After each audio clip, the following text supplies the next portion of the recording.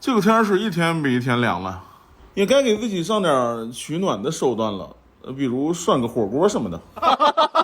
我不知道大家在自己吃东西的时候是不是会找个电视剧或者电影看，我就不用了，我已经看不过来了。这里至少有上千双眼睛盯着我吃火锅，想到这里我就觉得有点不好意思了。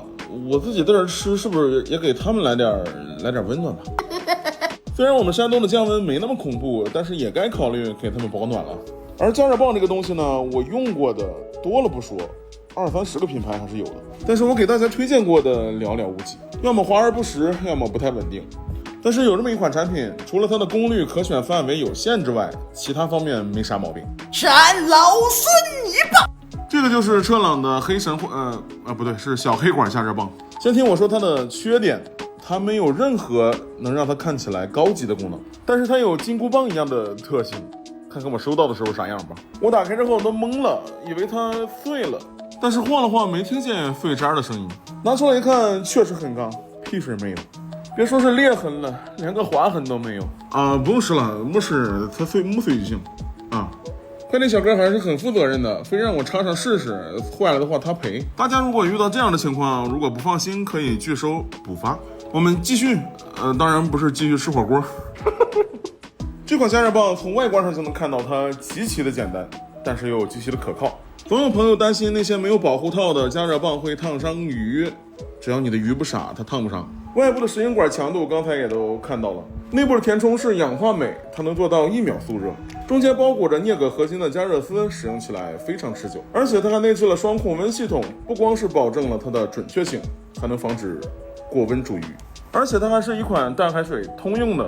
因为这个海缸的穿线比较麻烦，所以我就懒得去撤加热棒了。这根加热棒在海水里泡了1年多了，没有出现任何的腐蚀、氧化、漏电的现象，就连吸盘的胶皮都是非常有弹性的。300瓦的这个加热棒就能支持1米左右的鱼缸，同时它又非常小，而且它还解决了同类别产品的一大问题，那就是电源线太短。很多以实惠为卖点的加热棒，它们的电源线也就是有个1.8米、2米，这就导致了有些朋友想找一个美观的角落去放置，但发现电源线够不上。那这款光线就是2.5米，中间还有一个控制器呢，大多数的应用场景都是足够的。它还解决了一个槽点，这个我非常喜欢，那就是它的控制方式。外置的在线上比加热棒上集成的要安全得多，同时它的控制呢是有档位的，会有档位感，不是轻轻一拨就会随便转。我因为这个事情损失过2个缸，所以深恶痛绝。说了这么多呢，其实它就是一根普通的加热棒，但它是一款普通且良心的加热棒，因为在足够稳定的同时又保证了足够便宜。过2天就是广州的水族展了，大家如果有机会的话可以去看一看。长城杯的比赛呢，很多器械他们是指定的赞助商，你也许会看到几十、几百、几千甚至几万的鱼，和你用的是同款加热棒。还有一个活动呢，就是从今天6号开始，直到17号是88折，再过几天呢还有免费送的。放到最后说呢，也是想告诉那些真粉丝。